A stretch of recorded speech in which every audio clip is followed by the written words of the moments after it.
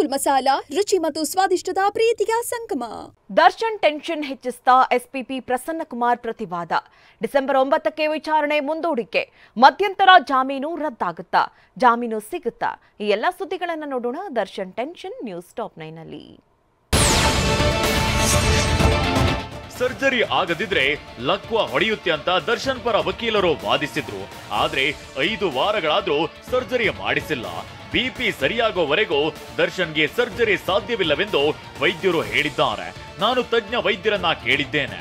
2 ರೂಪಾಯಿ ಮಾತ್ರೆ ನೀಡಿದ್ರೆ 24 ಗಂಟೆಗಳಲ್ಲಿ ಬಿಪಿ ಸರಿಯಾಗ್ತದೆ. ಮಾತ್ರೆ ನೀಡಿ ಸರ್ಜರಿ ಮಾಡದೆ ಮುಂದೂಡುತ್ತಿದ್ದಾರೆ.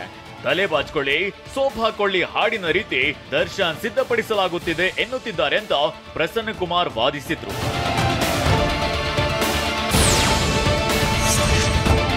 ಪ್ರಸನ್ನಕುಮಾರ್ ಅವರ ವಾದಕ್ಕೆ ನ್ಯಾಯಮೂರ್ತಿ ಎಸ್ ವಿಶ್ವಜಿತ್ ಶೆಟ್ಟಿ, ನೀವು ಆರೋಪಿಯ ನಡತೆ ಬಗ್ಗೆ ಹೇಳುತ್ತಿದ್ದೀರಾ. ಈ ದಾಖಲೆಗಳು ಹಿಂದೆ ಇದ್ದವಲ್ಲ. ನೀವು ಜಾಮೀನು ರದ್ದುಪಡಿಸಲು ಹಿಂದೆ ಅರ್ಜಿ ಸಲ್ಲಿಸಬಹುದಿತ್ತಲ್ವಾ ಅಂತ ಪ್ರಶ್ನಿಸಿದ್ದಾರೆ.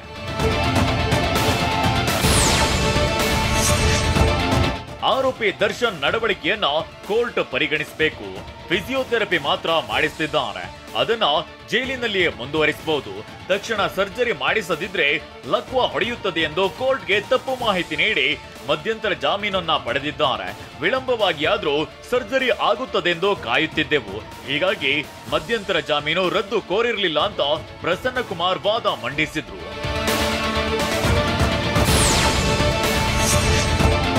ಪ್ರಸನ್ನಕುಮಾರ್ ಅವರ ವಾದಕ್ಕೆ ಆಕ್ಷೇಪ ವ್ಯಕ್ತಪಡಿಸಿದ ದರ್ಶನ್ ಪರ ವಕೀಲ ಸಿವಿ ನಾಗೇಶ್, ಈಗಾಗಲೇ ಮಧ್ಯಂತರ ಜಾಮೀನು ಪ್ರಶ್ನಿಸಿ ಸುಪ್ರೀಂ ಕೋರ್ಟ್ಗೆ ಮೇಲ್ಮನವಿ ಸಲ್ಲಿಸಿದ್ದಾರೆ.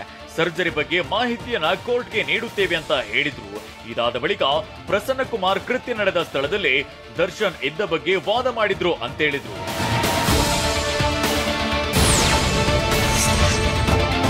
ಮೃತ ರೇಣುಕಾ ಸ್ವಾಮಿಯನ್ನ ಕರೆತಂದು ಬಟ್ಟೆ ಬಿಚ್ಚಿಸಿ ಹಲ್ಲೆ ನಡೆಸಿದ್ದಾರೆ. ಕೃತ್ಯದ ಸ್ಥಳದಲ್ಲಿ ದರ್ಶನ್ ಸೇರಿದಂತೆ ಆರೋಪಿಗಳು ಹಾಗೂ 6 ಜನ ಸಾಕ್ಷಿಗಳಿದ್ದರೆಂಬುದಕ್ಕೆ ಅವರೆಲ್ಲರ ಮೊಬೈಲ್ನ ಲ್ಯಾಟಿಟ್ಯೂಡ್ನ ವಿವರ ಲಭ್ಯವಿದೆಯಂತ ಎಸ್ಪಿಪಿ ಪ್ರಸನ್ನಕುಮಾರ್ ವಾದ ಮಂಡನೆ ಮಾಡಿದ್ರು.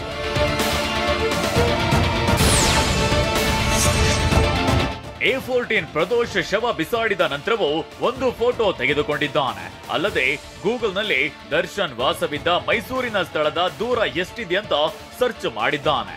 ಪೊಲೀಸರು ಫೋನ್ ಟವರ್ ಹೇಗೆ ಹುಡುಕ್ತಾರೆ, ಡ್ರಾಪ್ಡ್ ಪಿನ್ ತೆಗೆದುಹಾಕುವುದು ಹೇಗೆ ಎಂಬುದನ್ನೆಲ್ಲ ಸರ್ಚ್ ಮಾಡಿ ಸಾಕ್ಷಿನಾಶಕ್ಕೆ ಪ್ರಯತ್ನಿಸಿದ್ದಾನೆ ಅಂತ ಪ್ರಸನ್ನಕುಮಾರ್ ವಾದ ಮಂಡಿಸಿದ್ರು.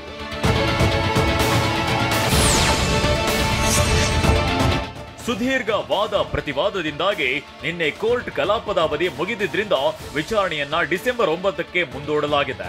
ಒಂದು ವೇಳೆ ಡಿಸೆಂಬರ್ 9ರಂದೇ ವಾದ ಮುಕ್ತಾಯವಾದರೆ ಜಾಮೀನು ಅರ್ಜಿಯ ಆದೇಶ ಕಾಯ್ದಿರಿಸುವ ಸಾಧ್ಯತೆ ಇದೆ.